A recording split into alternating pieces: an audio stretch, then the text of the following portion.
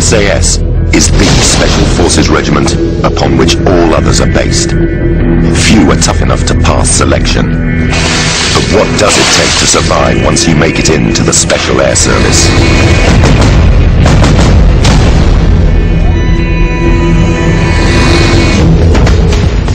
In this first episode of SAS Survival Secrets, we reveal how a team goes behind enemy lines to set up a covert OP or observation post. What tactics and awesome firepower do the SAS put into practice when they come face to face with the enemy? In wartime, the primary role of the Special Air Service, or SAS, is intelligence gathering. Small specialist teams go behind enemy lines secretly to gather information for future offensive operations. Eddie and his patrol will help us recreate tactical and operational procedures used by the regiment when surviving in enemy territory. The battle scenario you're about to see is fictitious, but the techniques and specialist skills shown are real and based on SAS procedure.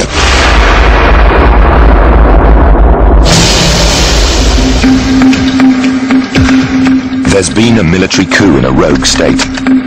A general in the army has taken power and is using his stronghold to launch attacks on neighboring countries and sponsor terrorism. The SAS have been called in. Eddie will command a four-man team that will go behind enemy lines to gather information on numbers of combatants, weapons, command structures, and assess plans for future attacks.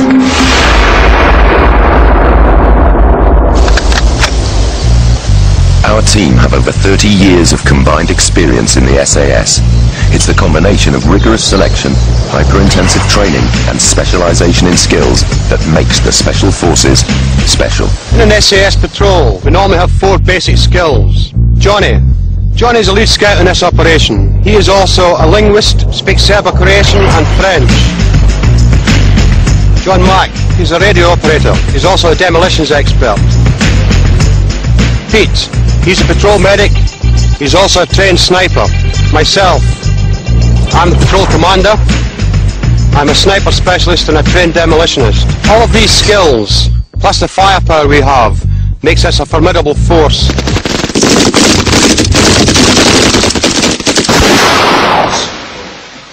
At the start of any mission, there's a briefing. So the first thing Eddie does is convene a Chinese parliament. During the planning of operations, the SAS pride themselves on listening to the views of all ranks. Remember, the most junior of ranks in the SAS are actually senior soldiers recruited from other regiments, so everyone has lots of soldiering experience. We're going to insert into Zangara, yeah? Which we've been expecting for a while anyway. We're going to insert by boat on this beach here. Johnny, what I need you to do, mate, is find out the tides, etc. for the beach, mate, yeah? The tide run here is actually quite steep, it's about 24 to 27 feet, so give us another sort of tide window hole to actually insert. Going into an OP, but it's an offensive OP. We may be required to take a target out once we get in there, lads, yeah? The SAS are experts in setting up observation posts and remaining in them for long periods of time. Most of the tactical operations in a mission of this sort take place under the cover of night. But for the purpose of these reconstructions, they'll be taking place in daylight. We've got 3 days from landing to get in, establish the OP and be ready to start reporting back. Maximum duration, Eddie? 28 days, lads, right? So we've got a lot of gear to take with us, right? So we've got to get that sorted out. If you can get the medical kit sorted out, Johnny, Mac, right? You get the rations, start picking all the gear, ammunition, all the rest of it. Well, user than that, have a good map study.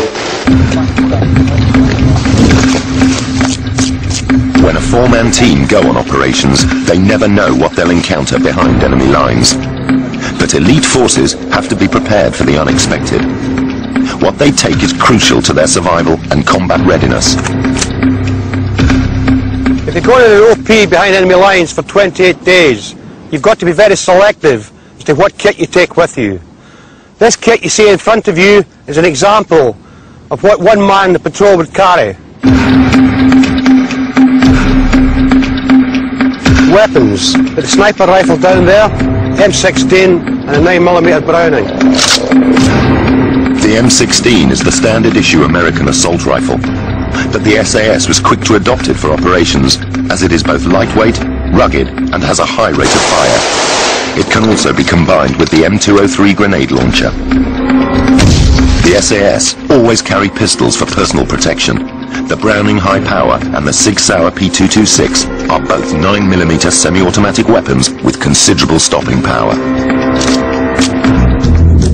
The long-range L96A1 sniper rifle is a standard of the British Army.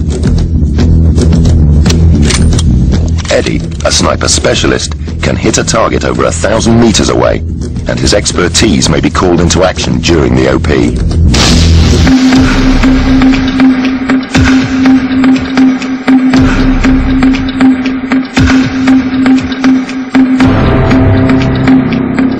The Bergen, this is where all this kit's got to go into. The rations, we've got 28 days rations here. Obviously, that's not going to fit into the Bergen. Each man, it's up to him what he keeps and what he takes, because don't forget, he's going to be carrying the stuff at the end of the day. You've got a rice pudding, keep that. There's beef burger and beans and steak and potatoes. Throw one, keep the other one. Drinking chocolate mix. Because we're on hard routine, we won't be heating anything or cooking anything. But this can be mixed with cold water and drunk. Nutritious. Keep. It is vital that Eddie and his team leave no trace of their activity at the OP. Whatever they take in, they must leave with. This includes their own body waste, which must be bagged and taken away in their Bergens. The smell of cooking could alert the enemy, so they must live on cold rations. They must do all this whilst remaining tactically alert. This discipline is known as hard routine. If you had to survive for a month in a hole in the ground, what rations would you place on the menu? Vegetable stock drink. Bennett. Whitener for your tea and coffee. Once again, you make the thing in, bin that, but you don't, you keep that. When I was in the Falklands, 28 days behind enemy lines, for the last 7 days we lived on powdered milk and sugar mixed in water, because there were no rations left. Keep it. Matches. We're not lighting anything. Bin them. Spare clothing. Spare batteries for your torches. Camouflage cream. Bungee cords. They're very handy for strapping stuff onto the back of your Bergen. Batteries for the radio. Every member of the patrol has to carry the radio batteries. We've got a night sight for the sniper rifle. Claymore mine. Claymores were first used by the SAS in Borneo. They fire around 350 metal balls to a range of 100 meters, making them an awesome defensive weapon in the SAS arsenal.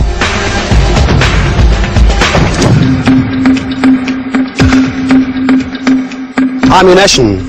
Each man will carry 5 magazines plus up to 300 or 400 spare rounds in case we get involved in a firefight. All of this needs to be put into your Bergen and taken on this 28-day OP. This will weigh approximately 120 to 130 pounds. Imagine carrying 3 5-year-old children on your back. Then you'll get an idea of how heavy a Bergen can be. But to survive in the SAS, it's the most basic of requirements and part of selection to be able to march long distances with this amount of weight. Everything is meticulously planned before an SAS mission. Phase 1, the insertion. We're going to get landed towards last light on the beach. We'll then set off, move into all-round defence. The orders issued by the patrol commander will break down in detail the mission's objectives and contingency plans. The mission will be in 4 stages. The team will get to the drop zone by boat and then covertly travel some 30 kilometers east, where they'll rendezvous with an undercover agent who'll provide them with vital information. They'll then go deeper behind enemy lines to set up the OP. After the operation, the team will travel northeast, where they will be extracted by helicopter. A Special Forces boat team have dropped the patrol on a beach some 50 kilometers from the target. The patrol have to move to the OP on foot. The SAS call this tabbing. Tabbing is an essential